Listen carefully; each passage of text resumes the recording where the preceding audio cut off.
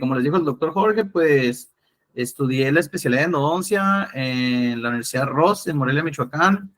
Posteriormente me metí, se me hundió un poquillo ahí e inicié un segundo posgrado en el cual estoy en proceso de titulación. En la actualidad trabajo en mi práctica privada.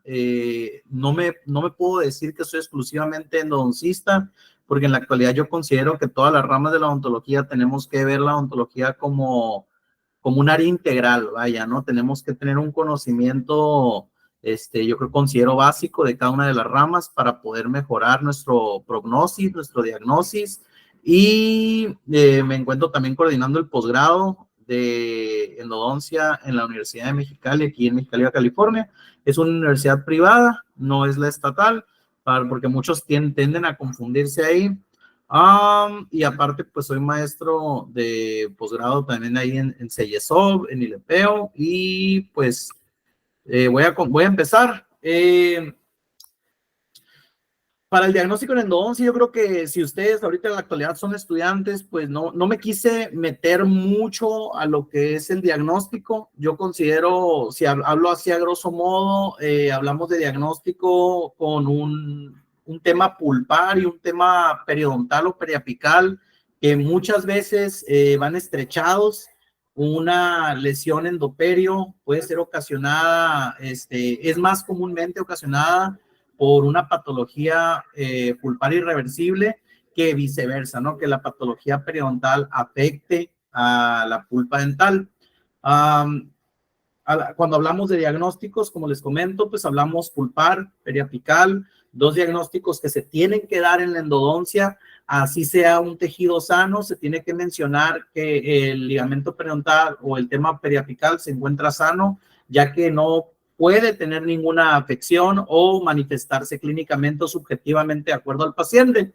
La patología pulpar, pues creo que algunos o ya todos la conocemos. Iniciamos con pulpitis, que es una inflamación del tejido pulpar, donde la dividimos en reversible y irreversible, sintomática, asintomática. Nos vamos a una necrosis pulpar y en otros casos más selectivos o más específicos, pudiéramos hablar de un pólipo pulpar o una esclerosis o de generación pulpar, ¿correcto? Pero pues dejando un poquito de lado el diagnóstico, nos vamos más a lo que es una selección del caso y para el uso de instrumentación.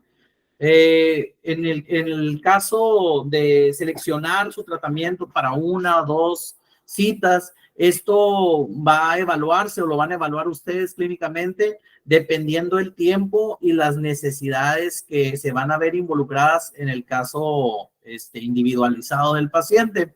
Menciona en el artículo publicado en el 2006 por el doctor Saffron que pues el pre-rub en tratamientos que se hacen en una sola visita o en múltiples visitas no hay una diferencia significativa real, sino que es más guiarnos por el prognosis y diagnóstico que tenemos, y para esto necesitamos ciertos auxiliares de diagnóstico, ya que necesitamos hacer un sondeo, pruebas de vitalidad y pruebas de percusión, así como imagenología. Las pruebas de vitalidad, muchas veces a mis alumnos de pregrado yo les explico para que se ubiquen, son aquellas que realizamos con cambios de temperatura o eléctricas, ¿no? Entonces me dicen, doc, es que siempre se me olvida cuáles son las fibras que se ven afectadas. Y yo les digo, mira, siempre recuerda que entre una prueba de sensibilidad o una prueba de vitalidad son aquellas de cambios de temperatura, porque a ti te da frío y te da calor. A un muerto no le da frío ni le da calor.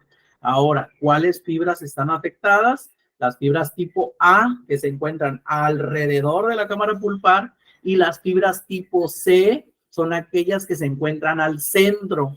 Entonces, ¿qué te va a doler más a ti? Un raspón que te hagas sobre tu piel o una lesión que te dañe algún órgano interno. Entonces, las fibras tipo C se les pudieran asociar a patologías pulpares irreversibles, y las fibras tipo A, que están alrededor, a aquellas que son reversibles. Dentro de algo que yo les recomiendo mucho leer o que lo tengan, yo lo digo a mis alumnos,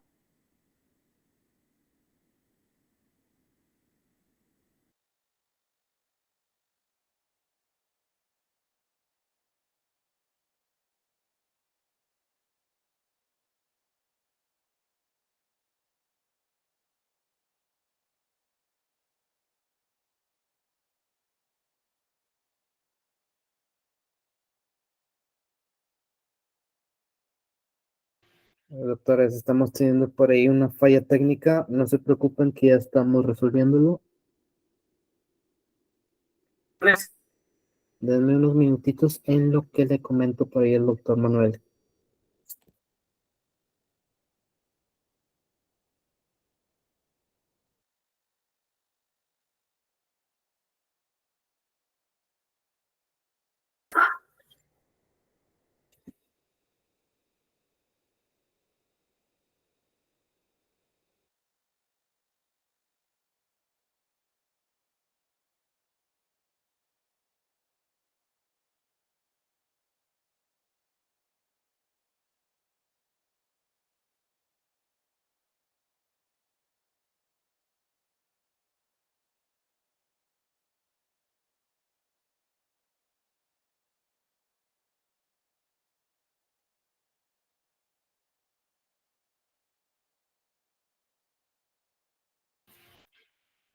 ¿Qué tal, doctores? Ya estamos por ahí restableciendo la conexión. Les pido de la manera más atenta que sigamos conectados. Ya el doctor Manuel por ahí está restableciendo su conexión. Y pues bueno, nuevamente hago hincapié. Si tienen dudas, preguntas, comentarios, con todo gusto aquí abajo hay una sección de comentarios en la cual pueden dejar su pregunta. Me da mucho gusto que estén asistiendo a estos webinars. La verdad que, como siempre lo he dicho, son por y para ustedes, para que aprendan un poquito más. En este caso tenemos a un especialista en endodoncia desde la ciudad de Mexicali, en Baja California, el cual nos estará compartiendo un poquito sobre el tema de sistemas rotatorios. Vamos a darle un minutito más al doctor Manuel para que se conecte. Y pues bueno, son cosas que pasan cuando estamos transmitiendo en vivo. De igual manera, recordemos que este webinar, esta charla va a quedar guardada en mi canal de YouTube para que vayas y te suscribas. Tienes el micrófono apagado, hermano.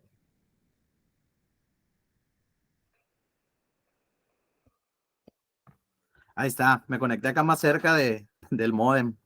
Me tuve que mover, discúlpenme. No sé, si me quedé en la parte de fibras pulpares o me quedé en diagnóstico. Te Si me quedaste en pudieran diagnóstico. ayudar. A ver. Igual si quieres, Doc. Fibras, ok, va, ya. Ahí con la doctora Irlanda me ayudó un poquito. Ahí te va. Va. Me quedé en fibras. Entonces les comentaba de que yo les comento a ellos de fibras tipo A alrededor de la pulpa, fibras tipo C al centro de la pulpa, A de afuera, alrededor, C de al centro. Y son aquellas pues que nos van a determinar la vitalidad o si la patología es reversible o irreversible. Ya la mielina que se encuentra en estas fibras pues no sé si están asociados, ahí sí tienen la idea de que la mielina es aquello que rodea el tejido nervioso y que va a hacer que los impulsos o la respuesta nerviosa sea lineal o sea interceptada, como si fueran brincando en Mario Bros. Acá de brinquito en brinquito, si el dolor es un poquito más lento. La fibra tipo C te va a dar un dolor agudo, que algunos podrían citar hasta visceral.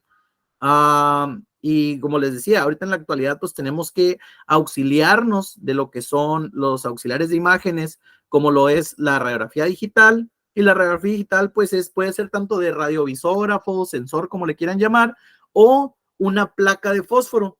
Las placas de fósforo son aquellas que se utilizan así como a nivel hospitalario, que es un cassette como de Game Boy, de Nintendo. No sé si estén asociados todavía con esos tiempos, pero en mi tiempo yo era de Game Boy y pues hay Nintendo Switch todavía. Se coloca sobre un aparatito y esa radiografía que ustedes tomaron, el aparatito la mueve a una computadora dándonos una radiografía digital. Más actualizado y en posibilidad de, si el paciente tiene la posibilidad, si ustedes tienen la posibilidad, podemos solicitar a nuestro centro radiológico una tomografía o un cone beam. Miren, aquí yo con los precios me sale igual, o sea, por 100, 200 pesos, me sale igual pedir una tomografía de ambos maxilares, una tomografía regular, a una tomografía 5x5. Lo único que sí cambiaría, y esto depende mucho del centro radiológico, es la cantidad de voxeles que vamos a necesitar para nuestra imagen. Esto es, se solicita de 0.75 voxel, así como el píxel dentro de una imagen fotográfica. Al obtener una imagen tridimensional, estamos hablando que ya no es un cuadrito como el píxel, sino un cubito, y este debe tener 0.75 en superficie para poder mostrarnos una imagen tridimensional. Dentro de nuestra selección de caso, también tenemos que observar, en base a nuestras imágenes, el tamaño y la altura de la cámara pulpar para ver cómo vamos a realizar nuestro acceso. La forma, la estrechez de los conductos, si podemos ver uno o más conductos, una cementosis, una calcificación, una reducción de estos, o una obliteración causada por una lesión cariosa o una restauración vieja. Hasta ahorita todo se ha escuchado, ahora sí ya no me trabé un poquito ni nada. Todo perfecto, hermano. Excelente, le seguimos entonces.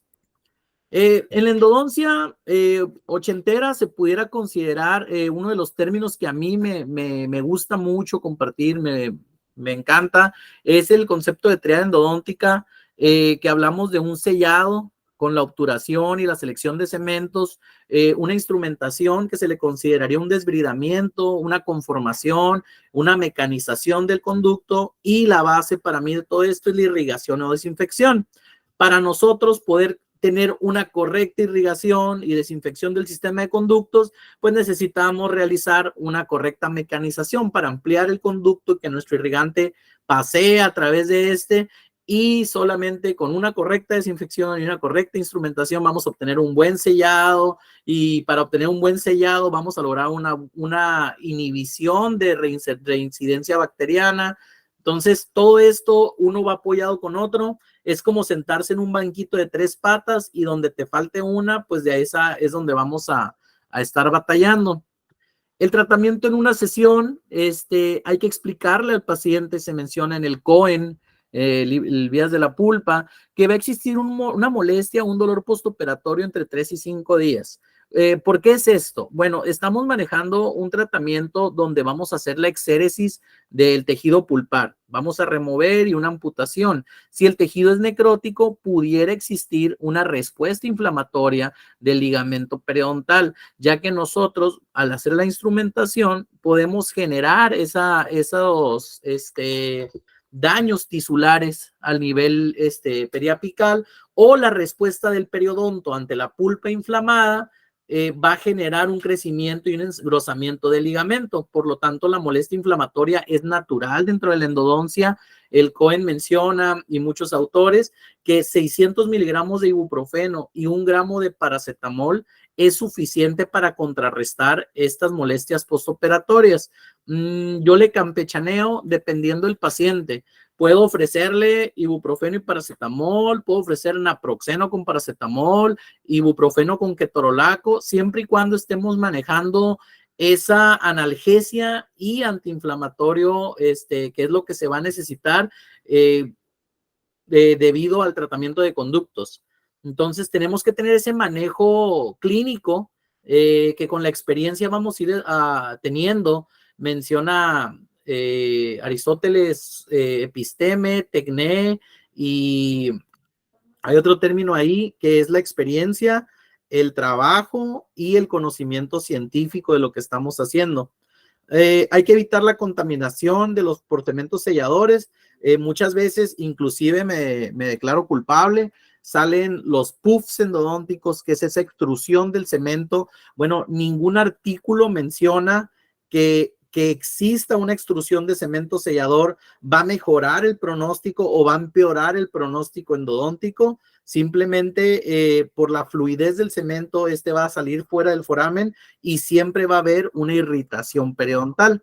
En el Journal de 1995, que es uno de los más grandes, se menciona que de 1012 casos, 98.4 tuvieron nulas molestias en tratamientos de una sola sesión, y solo el 1.58 tuvo molestia.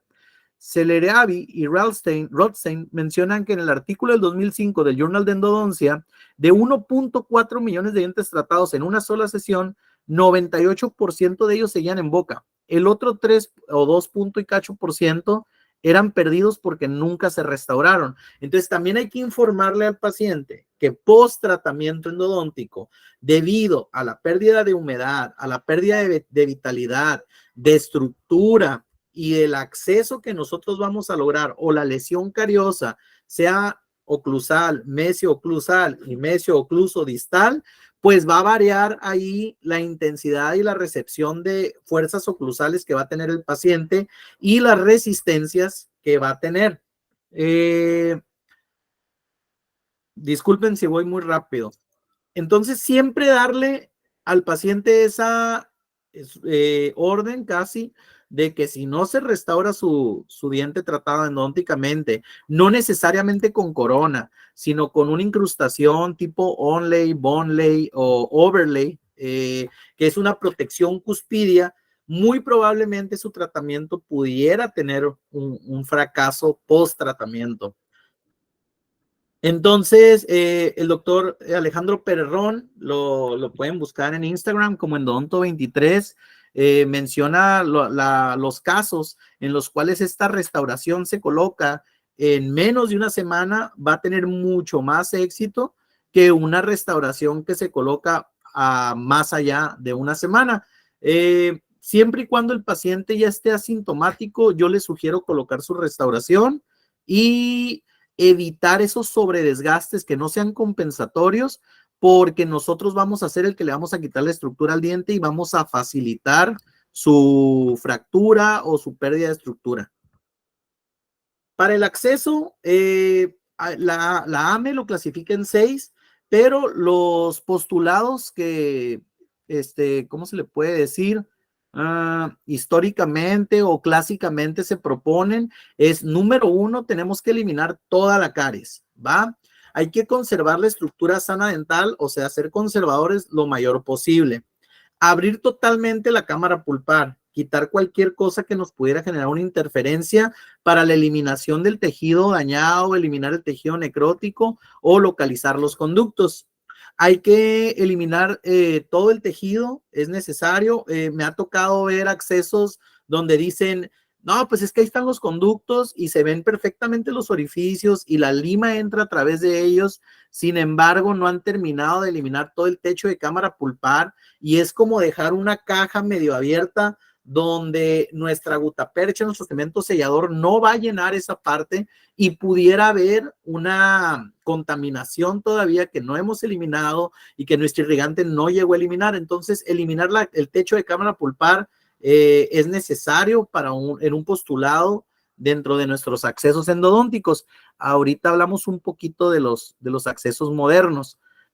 Hay que lograr el acceso en línea recta al foramen apical o a la curva inicial. Un acceso radicular se le conoce como al uso de limas o fresas gates abridoras. Otro tip que yo doy, pues es que fresa gate significa puerta también, entonces son para la entrada del conducto, pero no hay que olvidar esos sobredesgastes cervicales que podemos lograr y provocar nosotros irnos hacia las zonas de peligro, eliminando esas zonas seguras. Y en la zona de peligro yo me refiero también a la porción cervical del diente, donde nosotros tenemos una estrechez y esa estrechez se puede ver comprometida por un sobredesgaste, así como en la zona de furca. Entonces, ser lo más conservadores posibles. Rara vez utilizo yo fresas o limas abridoras. ProGlider, por ejemplo, es una de esas limas abridoras, la SX o la SF de ProTaper, que nos van a ayudar a localizar el conducto o a tenerlo marcado. Sin embargo, el costo va a ser un sobredesgaste en una zona de seguridad. Hay que establecer los márgenes de la restauración y minimizar la filtración del diente recién restaurado.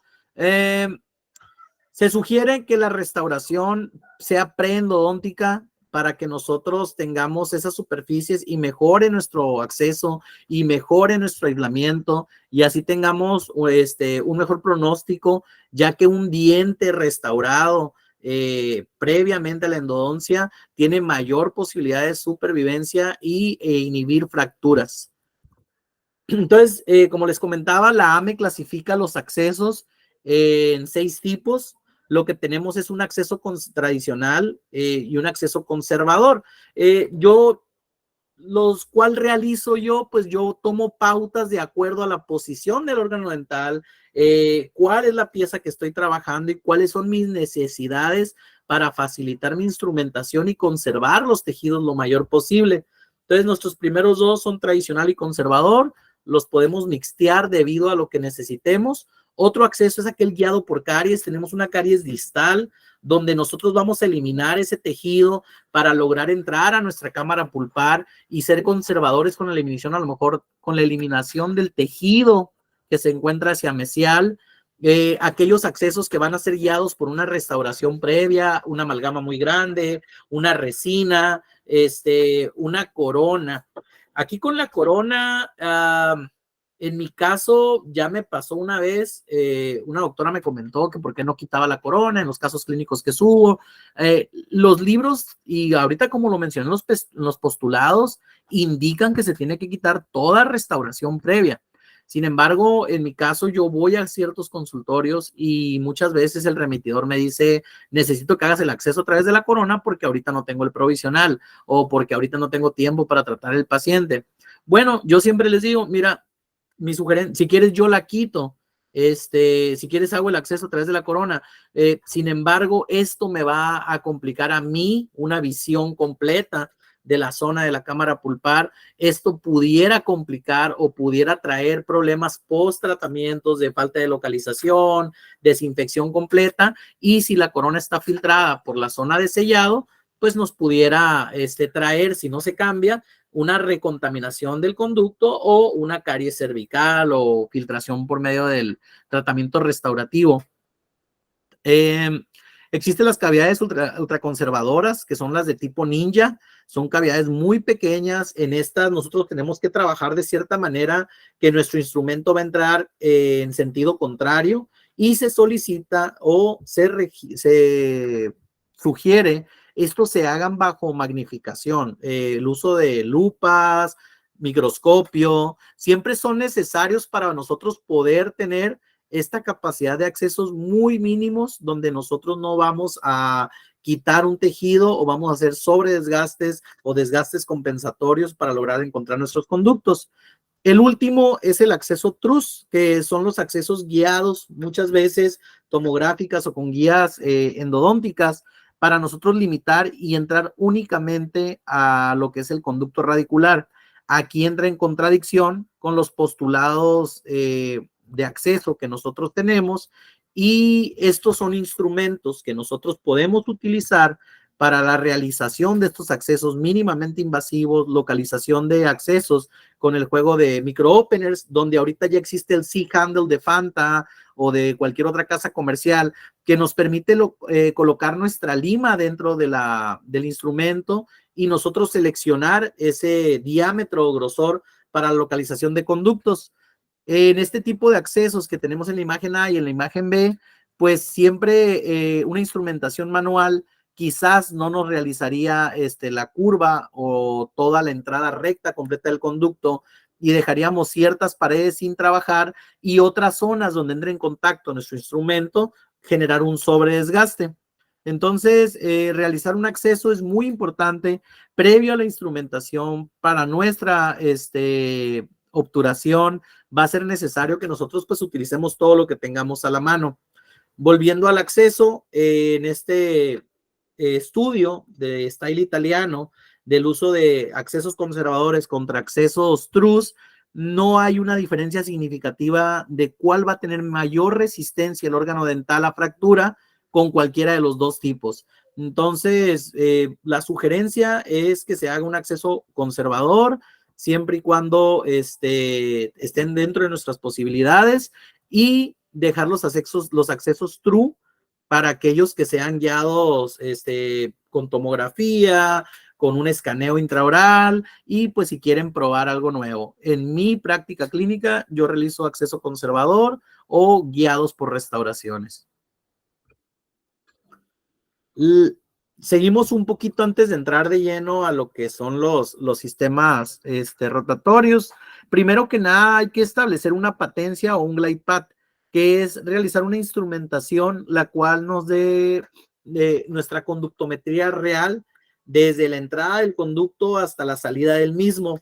El foramen apical, pues es la vía libre del órgano dental, es donde va a estar nuestro sellado casi. El sellado debe delimitarse a la unión CDC, es por eso que a lo mejor en licenciatura les comentamos o les comentaron cuando estaban estudiando que respeten 1 milímetro de la conductometría real para poder tener una obturación adecuada.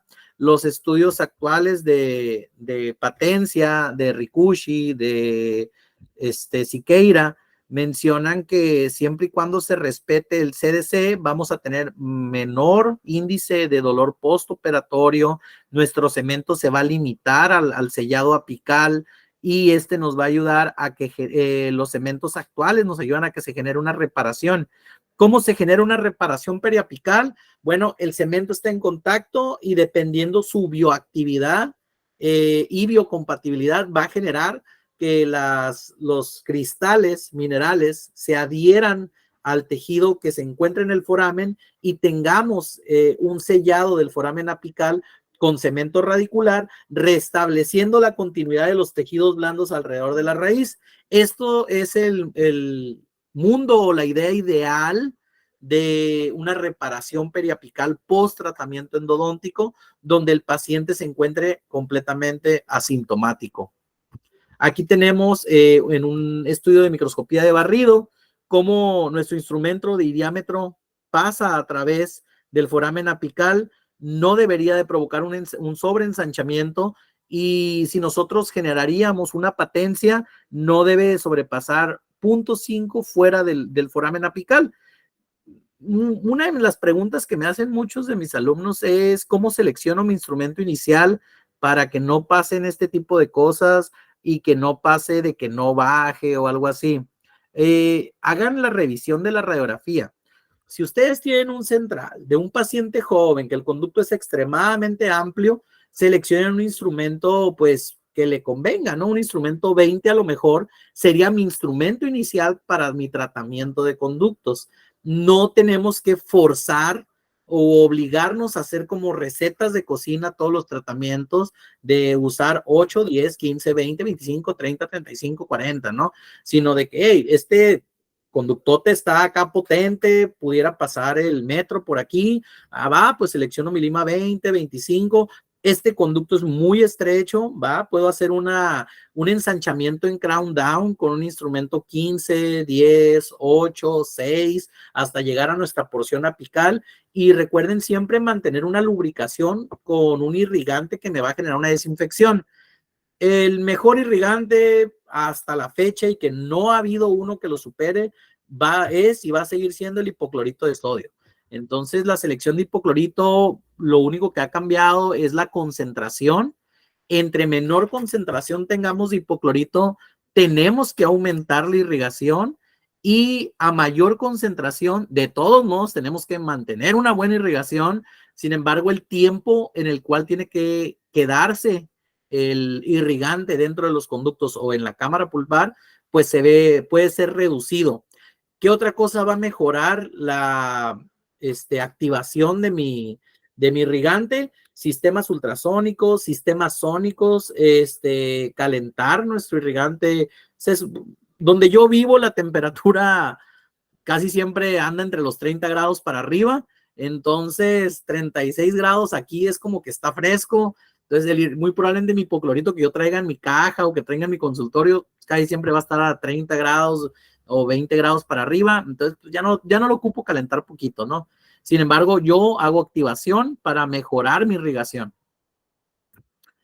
La instrumentación como les decía, debe de limitarse a 1 milímetro del foramen apical. Aquí tenemos estas publicaciones de Rikushi, donde nos dice que nuestra instrumentación y nuestra obturación entre 0 y 2 milímetros nos va a dar mayor probabilidad de éxito y acá podemos ver si está sobreobturado, podemos tener un 79.4% de éxito, a 0 milímetros o al ras un 82.5, de 0.5 a 1 milímetro 86.4, y entre 1 y 1.5, ya que no haríamos una sobreinstrumentación de la unión CDC, tendríamos un 93.2% de éxito.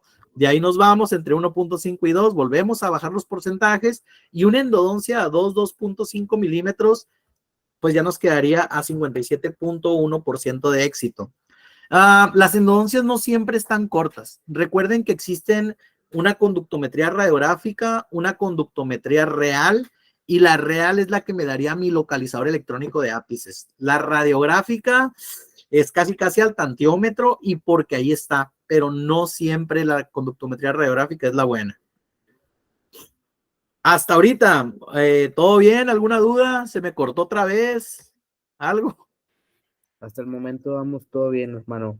Órale, pues, va, chido, chido. Ahorita cualquier duda, cualquier pregunta, dígame. No, solamente quería hacer comentarios. Si alguien tiene alguna duda, pregunta aquí abajo en la sección de comentarios, con todo gusto nos la puede dejar, y al finalizar el doctor Manuel, con todo gusto nos la responde por ahí. Así es. Entonces ahí le sigo. La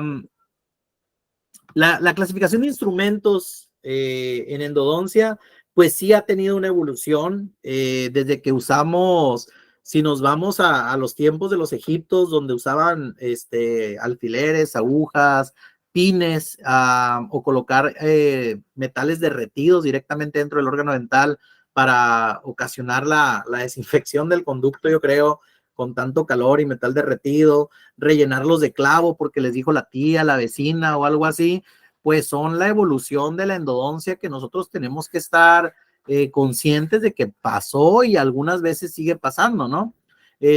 Empiezan los instrumentos con la cuerda de un reloj, y de ahí inicia su evolución a instrumentos que solo causaban punción, instrumentos estriados, instrumentos ensanchadores, donde universalmente lo que se sigue usando son las limas tipo K, que tienen un eje helicoidal cuadrado. Para girando va a generar la formación de un círculo. Existen las limas tipo H, las cuales al tener una forma circular y como si fuera la cola de una mantarraya, nos van a generar el desgaste de las superficies de la pared del conducto en sentidos fraccionales. Y también existen pues los ensanchadores, limas tipo de Round, limas tipo D, tipo C. Entonces vamos teniendo diferentes instrumentos manuales. El grupo 2, pues ya lo conoceríamos como las limas rotatorias de acero completamente, como son ensanchadores tipo Gates, piso. Luego tenemos el grupo 3, donde ya tenemos un movimiento rotatorio continuo, y este es el que ha ido evolucionando, teniendo diferentes aleaciones que fueron de acero, y luego níquel titanio modificado en diferentes fases por calor.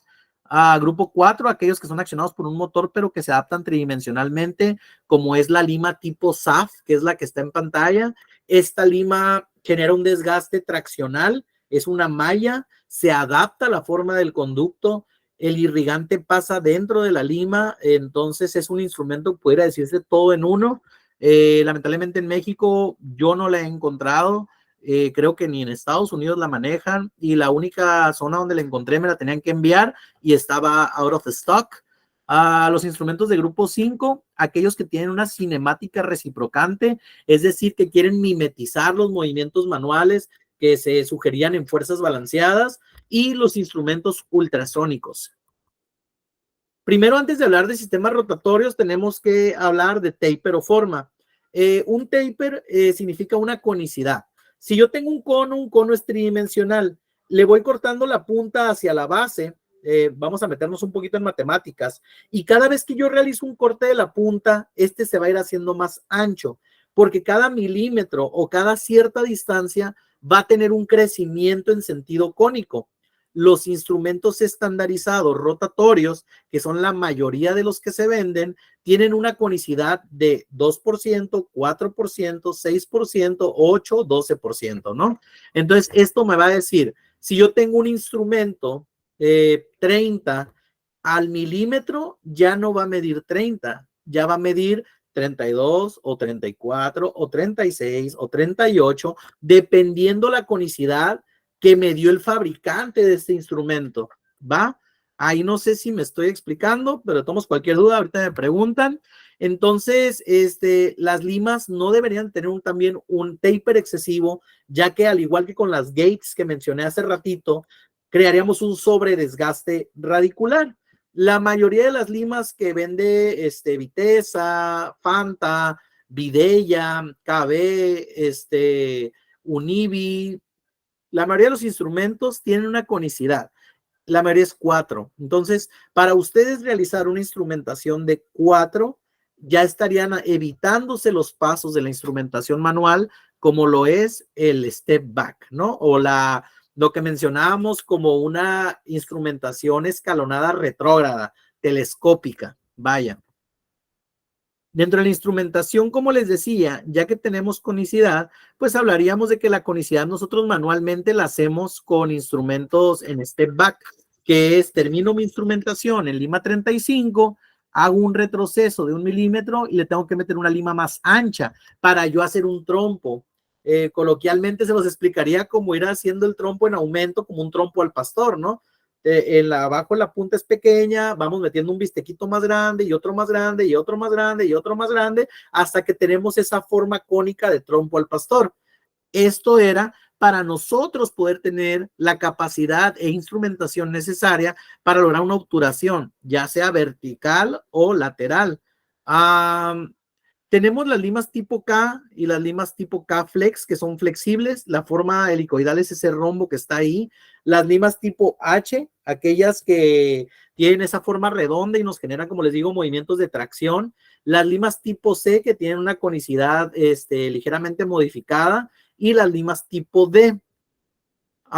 Dentro de las limas tenemos ángulos helicoidales, el cual nos va a dar todo esto a la superficie de trabajo, estrías de surcos, apoyo radial, necesitamos el tope.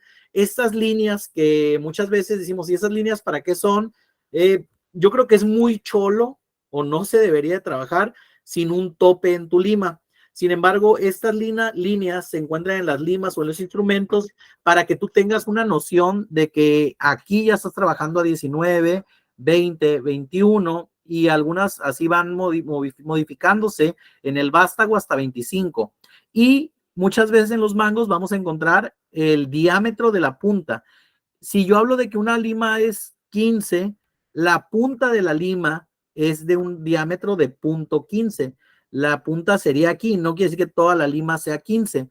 Las limas manuales, por eso les hablé primero de conicidad, tienen una conicidad que puede ser de 1 o de 2.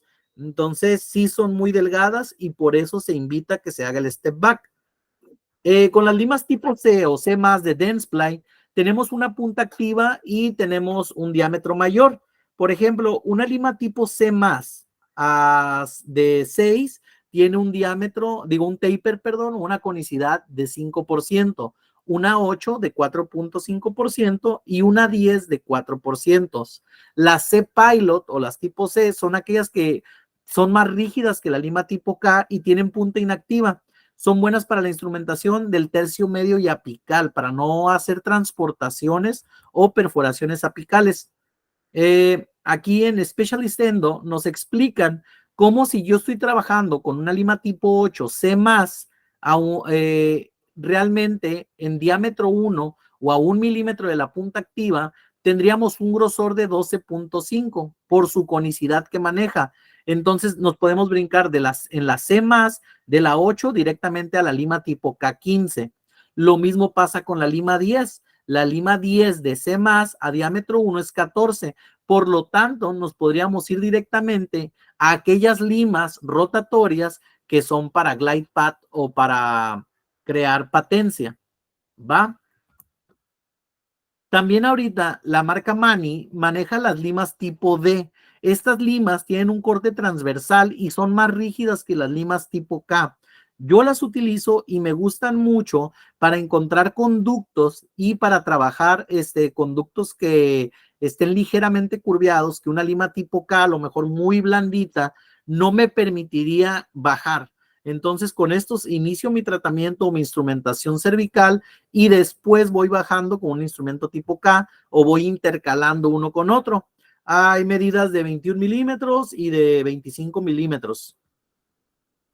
Estas limas son muchas veces para ampliar la entrada del conducto, son de acero inoxidable, de una fibra más dura, su corte transversal es una D, tiene alta resistencia a la fractura y se usan como en movimientos rotativos de estar cortando. La longitud de la parte activa es de 16 milímetros como en todos los instrumentos endodónticos, su conicidad es de 0,2 y tiene una longitud, como les decía, entre 21 y 25 milímetros. Antes de la instrumentación rotatoria, ProTaper quiso introducir ProTaper manual. Son estas limas que vienen en sentidos de colores muy similares a la primera serie, si no es que iguales, ya que la selección de colores para las limas endodónticas es una estandarización mundial. Entonces, el movimiento de estas limas son movimientos en rotativo, es decir, círculos, solo estamos dando vueltas. Son un poquito agresivas y también la conicidad es variable, a diferencia de las limas manuales que acabamos de ver. Estas tienen conicidades a diferentes diámetros de la lima, es decir que en el diámetro 3 es variable, diámetro 4 es variable, diámetro 5 es variable, no es un diámetro continuo, y es que esto es lo que manejan los sistemas rotatorios de Dentsply en su mayoría. La instrumentación rotatoria se pudiera determinar o de cinemática rotatoria como aquella que tiene un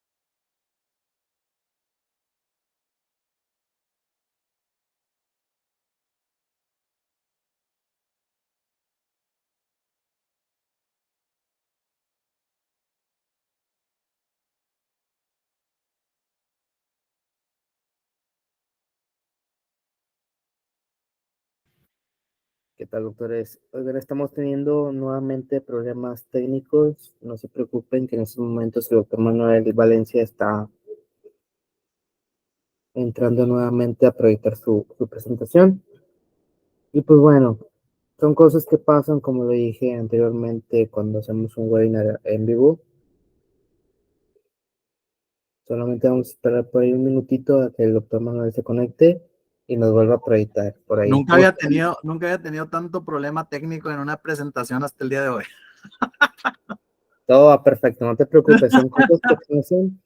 Sí, va. Seguimos. De igual manera, te comento, esto va a quedar grabado, posteriormente lo vamos a editar para que no te preocupes. Va, porque neta que le he estado batallando ahorita que no tenía la señal del internet y luego ahorita se me acabó la pila y fui por el cargador, lo tenía desconectado al cargador. Estoy medio, ahí se me fue el rollo. No te preocupes, ahorita La información que esté dando les esté gustando y esté clara sobre todo, por eso me ocupo por parte de ustedes que cualquier duda que tengan al final de la plática me ayuden, porque a lo mejor ahí me sirve a mí de recapitular algún dato que dije muy rápido o algo así, ¿va? No, vas perfecto, hermano, cualquier cosa por ahí te lo hacemos saber mediante los comentarios, ¿va? Vale.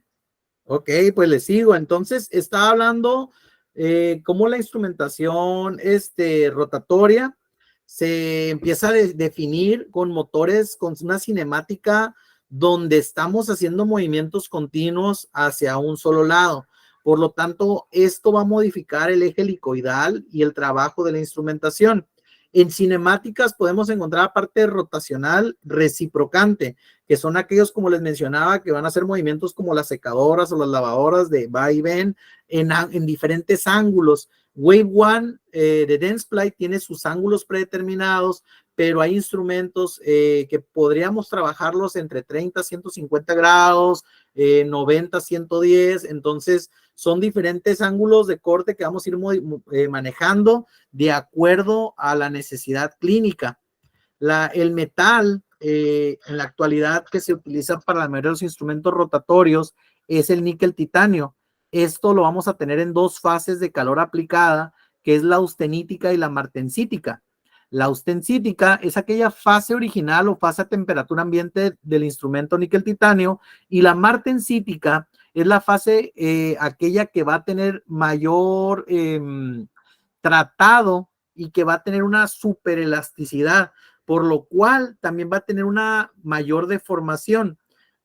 Existen diferentes hacks en los que se les aplica frío a las limas, se les aplica calor para reducir las modificaciones, o los mismos fabricantes de los instrumentos nos tienen ahorita, un abanico completo de opciones, donde el níquel titanio inicial todavía, al recuperar su forma original, nos provocaba transportación de los conductos radiculares, es decir, un sobreensanchamiento o un ensanchamiento donde no lo queríamos, y luego empiezan a hacer esas modificaciones para que tenga más elasticidad y siga la continuidad. Sin embargo, un conducto muy amplio, quizás necesitaríamos un instrumento un poquito más rígido, y para un instrumento, para un conducto más estrecho, necesitaríamos una aleación que nos brindara mayor elasticidad para que siga la continuidad del conducto radicular. Y es por eso que ahorita en el depósito uno va y se topa con instrumentos Gold, instrumentos Blue, y los más bonitos, yo creo, visualmente y como trabajo en la endodoncia son los instrumentos Rainbow, ¿no? Que son de colorcitos, llaman la atención, hasta quedan con las charolas de los doctores, que yo traigo todos mis instrumentos de un color rosita, azul, pues saco mis instrumentos Rainbow para que se vean más chidos, ¿no? ProTaper Gold de Densplay evoluciona de lo que era ProTaper Universal, dándonos una conicidad variable, y nuestras endodoncias se ven como de libro por esa situación de que tienen una porción de instrumentación apical muy delgada y más ancha hacia la zona cervical. La aleación Gold que tienen estos instrumentos son una fase más rígida del nitinol, sin embargo, tienen buena elasticidad, tienen buen control de memoria. Por lo tanto, yo los consideraría dentro de mis instrumentos Gold favoritos, junto con los B-Taper Gold de Fanta o los de Ramo Medical. Ahorita Ramo Medical tiene esta presentación de instrumentos dorados en una conicidad continua, 0.4 hasta la lima 40, lo cual a mí me parece muy bueno, ya que aquellos conductos palatales o de centrales muy anchos que necesitamos una lima que instrumenten apical un poquito más, bueno, Ramo Medical te ofrece la lima 40 todavía para que la trabajes, o en el caso de Fanta, AF Rotary te ofrece un extra de limas 40, 45, 50. La instrumentación moderna o en la actualidad de la endodoncia es más conservadora, es decir, no quieren que se ensanche más allá de lo necesario, y te voy a ofrecer instrumentos que tengan esa capacidad de flexión sin deformación apical. Univi te ofrece una aleación Gold, vienen las limas de 15, 17, 20, 25, 2506, 30, 3006.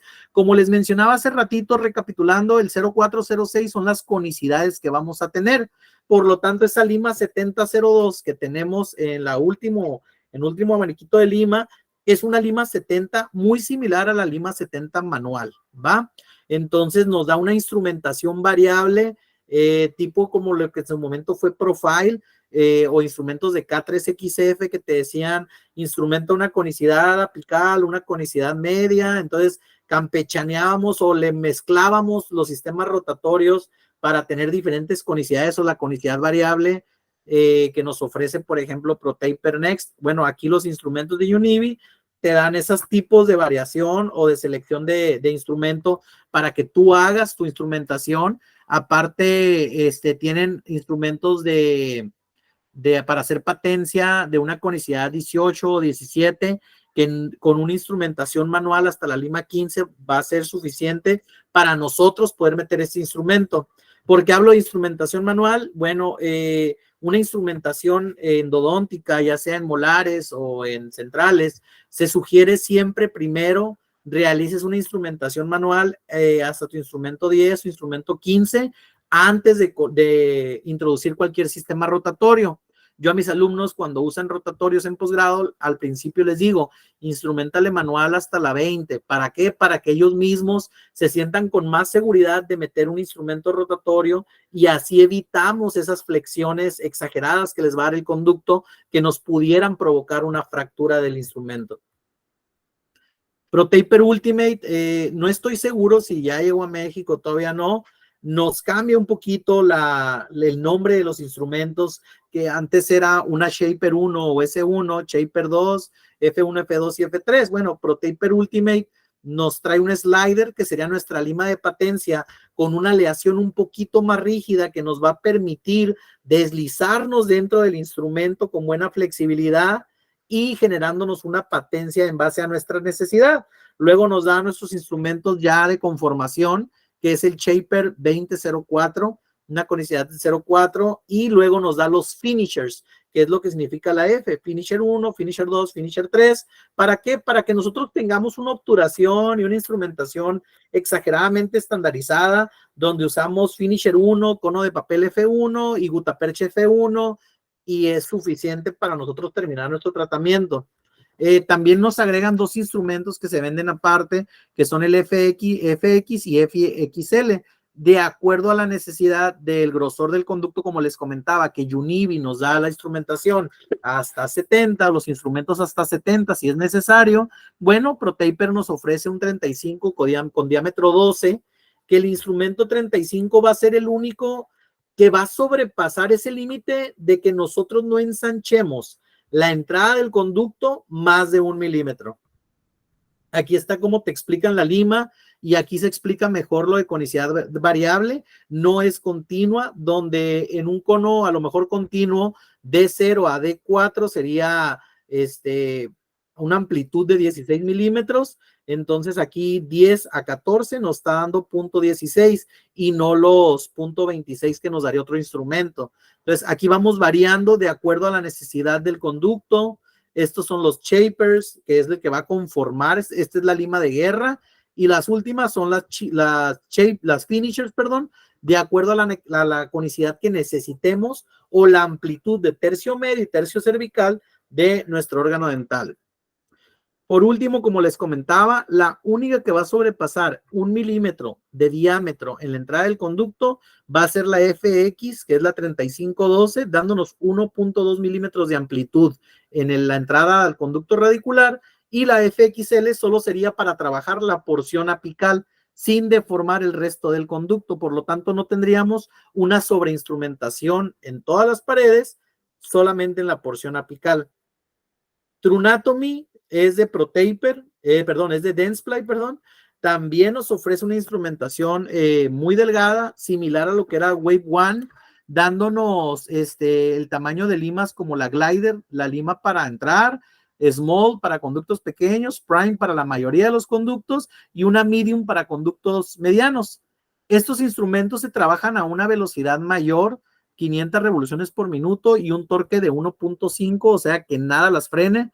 Tiene una capacidad de corte muy bonito, la instrumentación es muy delgada, por lo que a lo mejor radiográficamente pudieran llegar a ser las endodoncias no más bonitas, pero que sí van a seguir la estructura anatómica del conducto radicular. Tenemos las limas Slim Shaper de Sark, son 3 instrumentos, si podemos ver hay 3 tipos de aleaciones aquí, una intermedia que es la aleación Pink, muy característica de la casa comercial Sark o Halsey, una lima dorada, una Pink y una Blue, donde mi instrumentación Blue va a ser similar a lo que es una instrumentación 2504 en general. No se dejen llevar por el color de la lima aquí, guíense por el color del tope. Entonces, la azul sería una 2504 y la complementan con lo que es una apical shaper, similar a lo que era ahorita ProTaper Ultimate. Una apical shaper es una lima que te va a generar solamente amplitud en la porción apical del órgano dental. Doctores, gracias por la atención. No sé si tengan alguna duda. Estos son para mí los instrumentos rotatorios actuales. Espero les haya gustado. No sé si hay alguna pregunta.